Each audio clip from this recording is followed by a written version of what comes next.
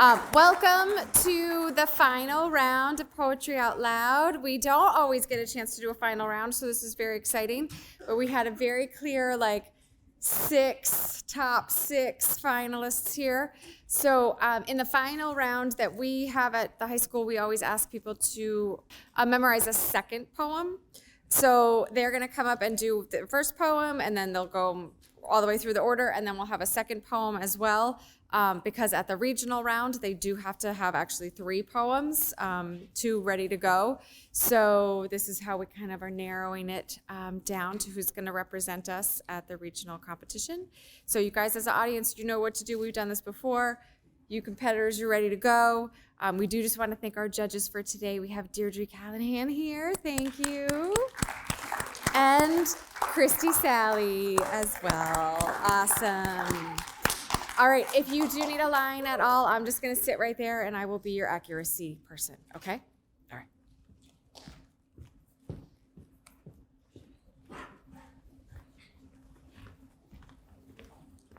right. My name is Sam Crowley, and I will be reciting Siren Song by Margaret Atwood. This is the one song that everyone would like to learn, the song that is irresistible, the song that forces men to leap overboard in squadrons even though they see the beach skulls. The song that nobody knows because anyone who has heard it is dead and the others can't remember. Shall I tell you the secret? And if I do, will you get me out of this bird suit? I don't enjoy it here, squatting on this island looking picturesque and mythical with these 2 feathery maniacs. I don't enjoy singing this trio fatal and valuable. I will tell the secret to you, only to you. Come closer. This song is a cry for help. Help me. Only you can. You are unique at last. Alas, it is a boring song, but it works every time.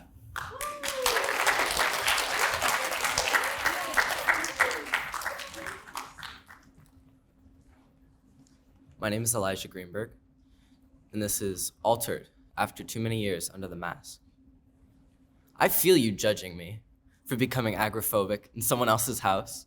I forget how I learned to stroll through grocery stores as though there's no crisis. My elbow cannot touch the middle of my back.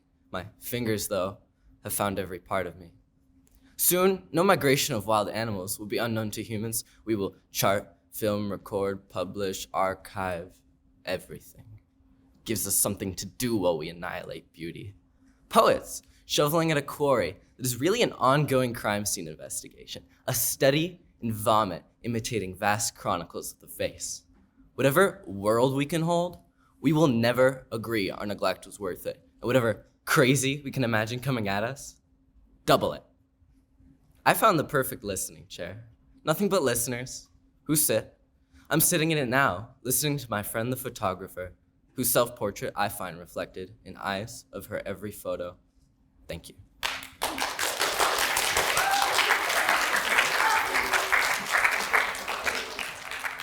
Hello, my name is Mia Oberlander, and I will be reciting Cathedral of Salt by Nick Flynn.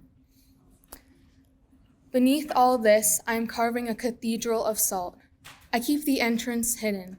No one seems to notice the hours I'm missing. It's where I go when I hang up the phone. I'll bring you one night.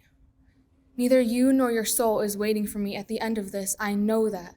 The salt is nearly clear after I chisel out the pews, the see-through altar, the opaque panes of glass that depict stations of our cross. Here is the day we met. Here's the day we remember we met. The air down here will kill us, some say. Some wear a paper mask. Some still imagine the air above the green trees thick with bees building solitary nests out of petals. What's the name for this? Ineffable? The endless white will blind you, some say. But what is there to see that we haven't already seen? Some say it's like poking a stick into a river. You might as well write about the stick or the river. Thank you.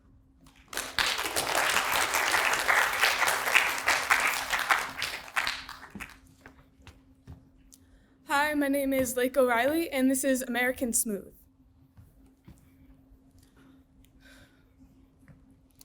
We were dancing. It must have been a foxtrot or a waltz, something romantic but requiring restraint. Rise and fall, precise execution as we moved into the next song without stopping, 2 chests heaving above a 7-league stride. Such perfect agony one learns to smile through. Ecstatic mimicry being the sine qua non of American smooth. And because I was distracted by the effort of keeping my frame, leftward lean, head turned just enough to gaze past your ear, and smiling, always smiling, I didn't notice how still you'd become until 2 measures, 4, achieved flight that swift and serene magnificence until the earth remembered who we were and brought us down. Thank you.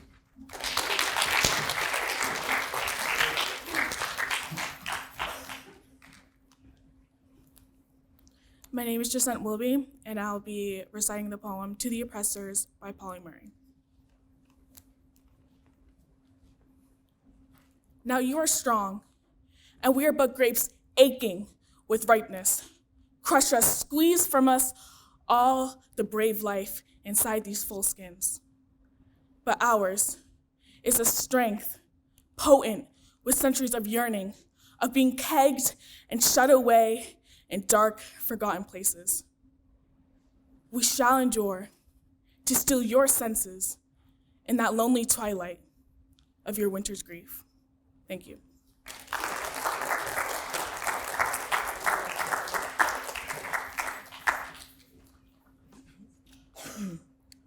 The second poem I'll be reciting is The Ocean by Nathaniel Hawthorne. The ocean has its silent caves, deep, quiet, and alone. Though there be fury on the waves, beneath them there is none. The awful spirits of the deep hold communion there, and there are those for whom we weep, the young, the bright, the fair. Calmly the wearied seamen rest beneath their own blue sea. The ocean's solitudes are blessed, for there is purity.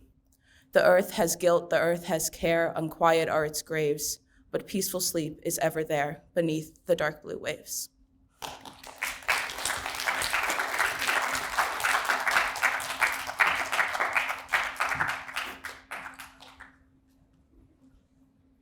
This is A Grave by Marianne Moore.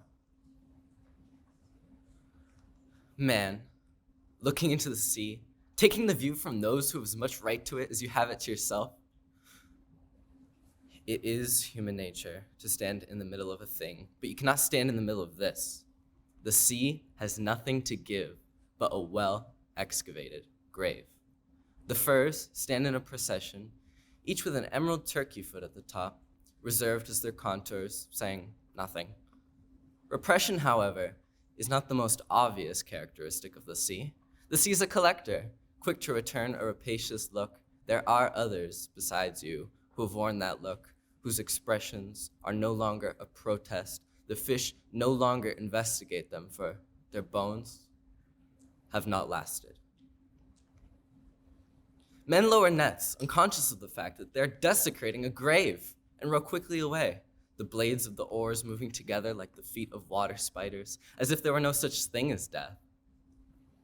The wrinkles progress upon themselves in a phalanx, beautiful under networks of foam, and fade breathlessly while the sea rustles in and out of the seaweed.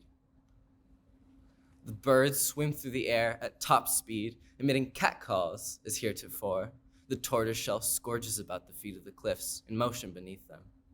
And the ocean, under the pulsation of a lighthouse and noise of bell buoys, advances as usual, as if it were not that ocean in which dropped things are bound to sink, in which if they turn and twist, it is neither with volition nor consciousness. Thank you.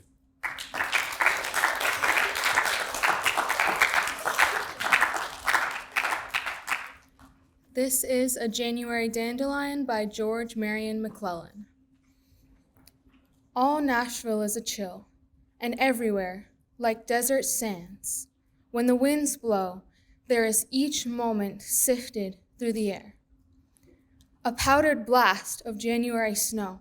O thoughtless dandelion, to be misled by a few warm days to leave thy natural bed, was folly growth and blooming over soon. And yet, thou blasted, yellow-coated gem, Full many a heart has but a common boon. With thee, now freezing on thy slender stem, when the heart blooms by the touch of love's warm breath, then left and chilling snow it is sifted in.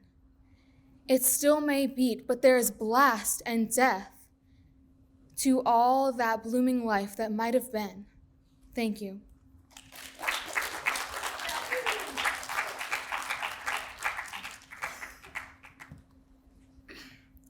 I'm Lake O'Reilly, and this is The Idler. An idle lingerer on the wayside's road, he gathers up his work and yawns away. A little longer ere the tiresome load shall be reduced to ashes and to clay. No matter if the world has marched along and scorned his slowness as it quickly passes, no matter if amid the busy throngs he greets some face, infantile at the last. His mission? Well, there is but one, and if it is a mission, he knows it nay. To be a happy idler, to lounge in sun, and dreaming past the long-drawn days away. So dreams he on his happy life to pass. So dreams he on his happy life to pass, contentment without ambition's painful sighs, until the sand runs down into the glass. He smiles, content, unmoved and dies. And yet with all the pity you feel for this poor mothling into that flame, the world, are you the better for your desperate deal when you, like him, into the infinitude are hurled? Thank you.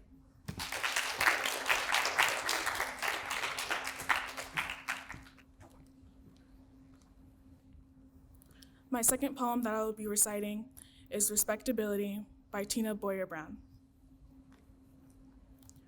We ask our children to act calm, nervous, whatever innocent looks like when some cop shows his badge, pulls his gun, stows his car. We beg kids to say soft, yes, sirs. We beg kids to get on the hood of that car, empty their pockets, shut up, put your hands behind your head. No is an existential threat. No is an existential threat. No is an existential threat. No is an existential threat. Never is an existential threat. Never is an existential threat. Never is an existential threat. Never is an existential threat. We dare ask for humility in the face of this oppression?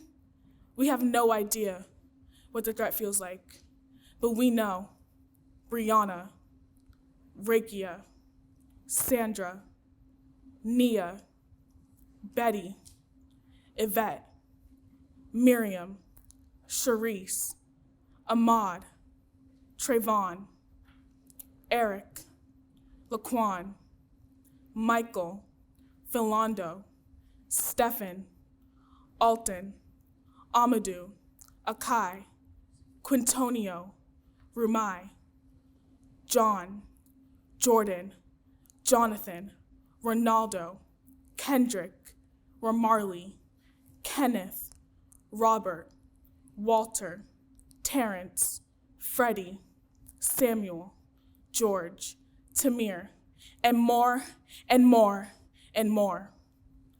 There are no open risks declaring our innocence that will confer peace where innocence need. Our children stand in front of doors, pages, words in the streets. They shut down the forces that burn against them. Thank you.